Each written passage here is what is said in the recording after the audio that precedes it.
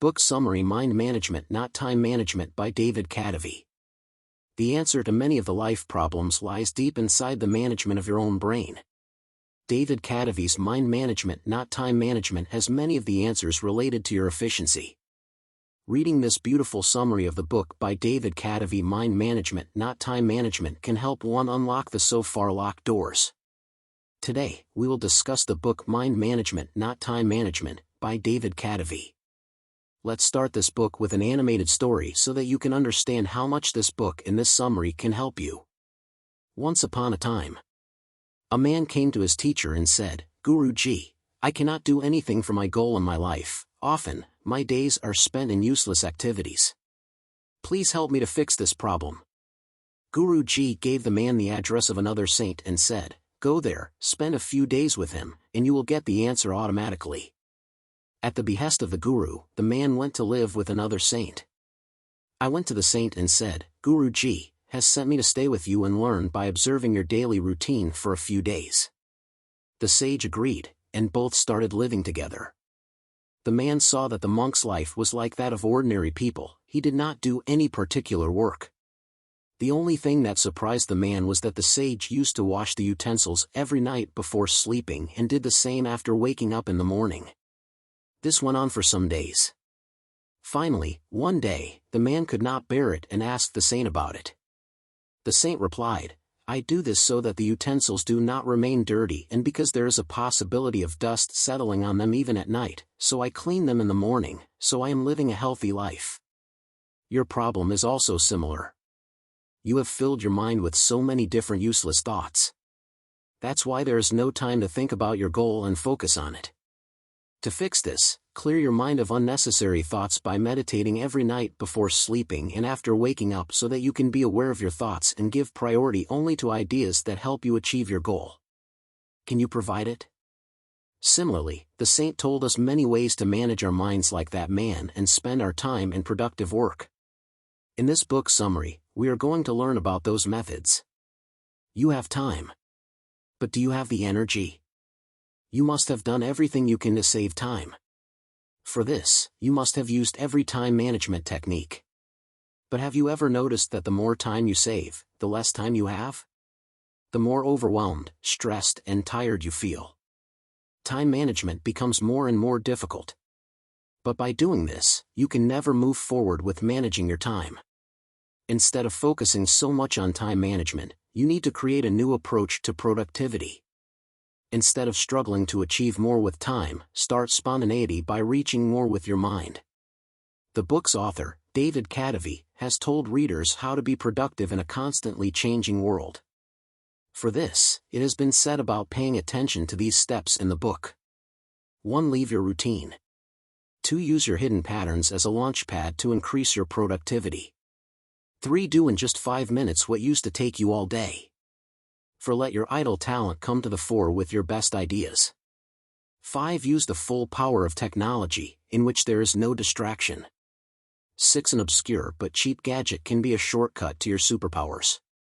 So, keep going even when anarchy comes. 7. Do unpredictable things to find your next big idea. To understand the book better, we are going to discuss this book separately in 6 chapters. So let's start. Chapter 1. Mind Management. Productivity is more about mind management than time management. How effectively we all spend the hours of our day depends on how well we can manage and use our fragile mental energy. For example, when we start doing some work, it takes us a long time to concentrate fully on it. On the other hand, if we use mind management, we could save much of our time. Sometimes it doesn't seem real, but actually, it can make a strategy we are using which you can make your work less painful. All you need to be creative is to make your job easier and less painful. From different areas of the mind, disparate elements all happen pretty suddenly, and in just a few moments, some of them hit, and then you have an insight, and it's a good idea. Understanding is like solving a maze where you must go through all the different paths before finding the solution. Managing it is not easy for everyone, but when we know that's not true, and when we try to get things done, we try to manage our time. That's why time management is more mind management. So you can focus on your work in a better way. Chapter 2. 3 Critical Questions of Mind Management.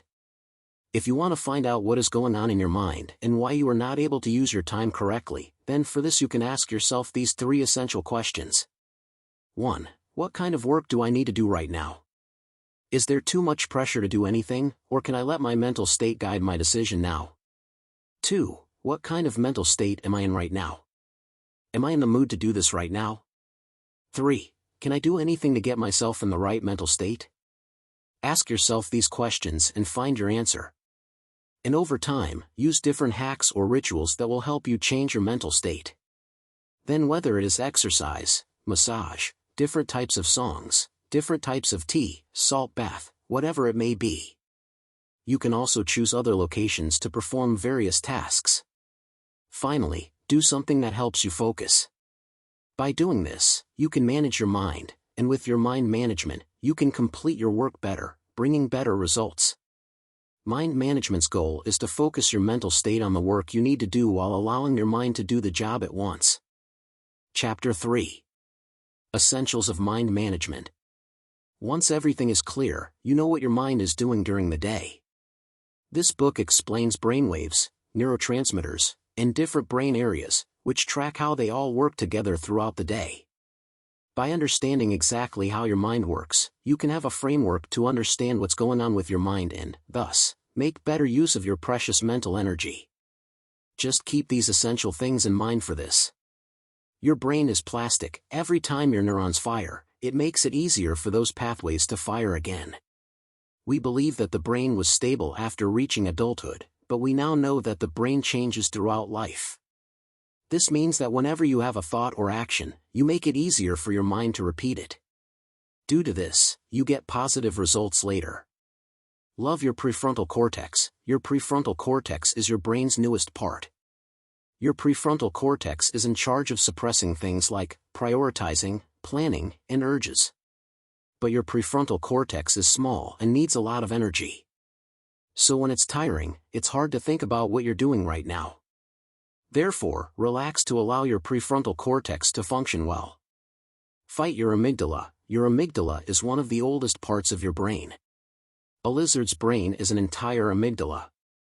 Your amygdala is highly stimulated by fear and is programmed to protect you from danger. The tricky part is that your amygdala interacts with your body before the rest of your brain, which can handle much more complex thinking. For example, if you see a snake, your amygdala tells your sympathetic nervous system to increase your heart rate before your eyes can tell your brain, it's a snake.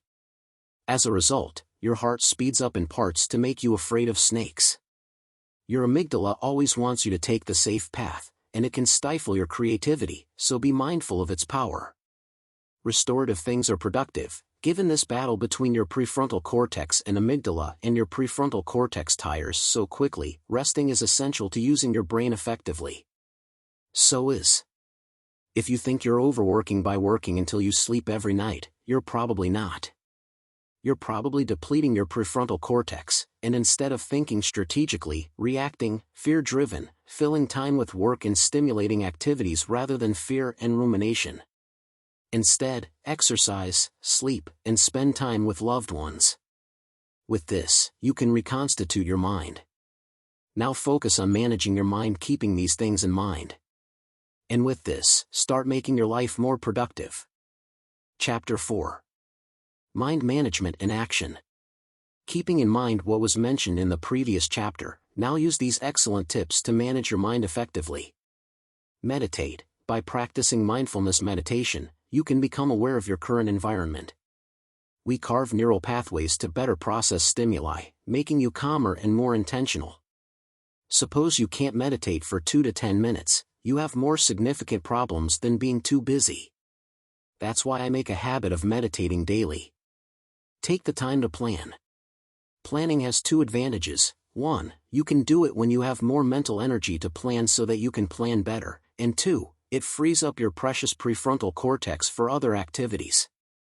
In addition, it frees up to do more, because the planning and prioritizing have already been done. After this, review your whole week. So that you can prepare the right plan for the coming week. Along with this, make a to-do list to do your upcoming tasks. Avoid starting yourself. Just creating a job can take much work. With a clear goal, your brain will produce enough dopamine to motivate you to start working on one thing for 10 minutes without stopping to identify a clear purpose. By doing this, you can find out what you want to achieve. And once you take 10 minutes to do your work, it becomes easier to keep working on it. Chapter 5. Time and a stupid little dog. It's not that time irrelevant to productivity. People often need to start with a plan. And when they find out where their time is going, it's too late. Understanding time and its use is essential to a life of significant contribution. Author Kadavy suggests tracking your time in the book. A year's practice of quantifying time you spend at work will change the way you see time forever. After which you can get better results. It sounds strange, but it is possible. Focus on using your time wisely to achieve consistent and transparent progress. When it comes time to plan your week, plan to keep everything in mind. Along with this, set clear goals because those who work and whose results could be better. We don't even like doing them. So keep in mind how you make goals. Jerry Seinfeld addresses this problem regarding making stand-up comedy, a practice he has done consistently for over 40 years. Seinfeld says, "The mind's capacity for knowledge is infinite. The mind is a stupid little dog that we can easily train. So don't try to confuse your mind with the mind. The mind is effortless to master. You have to keep it limited. You can do this through repetition and systematization along with keeping limited." Kadavy talks about limiting the mind by applying these mental states for a limited time. This will help you with procrastination. He writes, if you have 8 hours a day to work, you have plenty of time to procrastinate. But it creates a sense of urgency if you've identified a 2-hour block in which you can be much more productive than any other time of day. For example, instead of aiming to write a book at a time, you can start by writing 500 words. Doing this lets you achieve your entire goal by working little by little. Similarly, train your brain slowly over time. Eventually, you can get better results.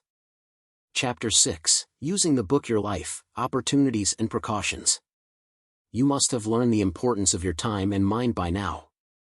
Now start using the methods mentioned in the previous chapters in your life. You can feel the change slowly. Pay attention to how you manage your mind, and take advantage of seeing things through your mental state when deciding the next thing. Also, block time in your calendar for work according to your mental state. Now use a more conscientious approach to work on your creative and analytical work at the beginning of the day and preferably at the beginning of the week.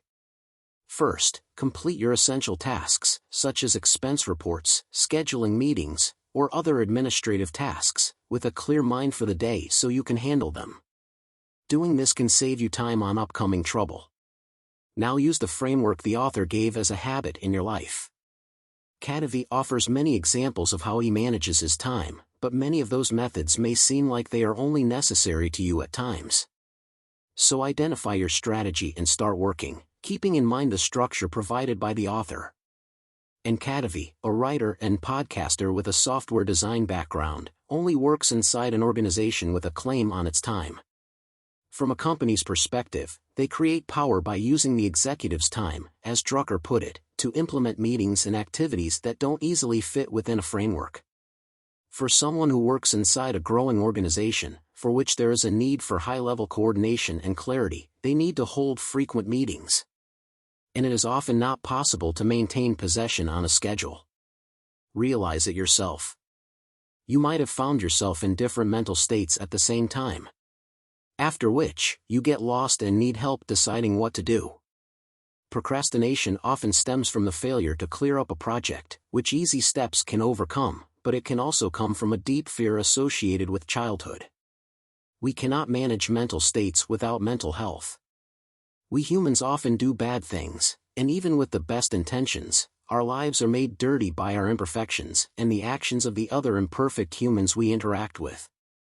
While juggling the troubles of our past, our mind building up to the needs and demands of our loved ones, colleagues, spouses, bosses, children, and friends, is like an earthquake to the delicate, sophisticated beauty of any productivity system. To avoid that, you need to use the author's method. For this, focus on managing your mind from today itself. Eventually, you can get good results when you get used to working in this manner. Conclusion. Let us learn. Let's repeat the lessons once. 1. Time management is more mind management. 2. Mind management. Do the 3 critical questions by yourself. 3. Mind management. Take care of the essential things of the mind. 4. With 10 minutes to work on one thing, take the time to plan. 5. Identify when in which mental state you are. 6. Train your brain slowly over time. 7. Work keeping in mind the opportunities and precautions in your life. From this book, we learned about the method of mind management. By using this, you can get better results in your life. Your better results will help you to increase your productivity in your life. If you also want to bring significant changes in your life by being successful, use all the methods mentioned in the book. Thank you for watching. Please subscribe, like and share. See you in next videos.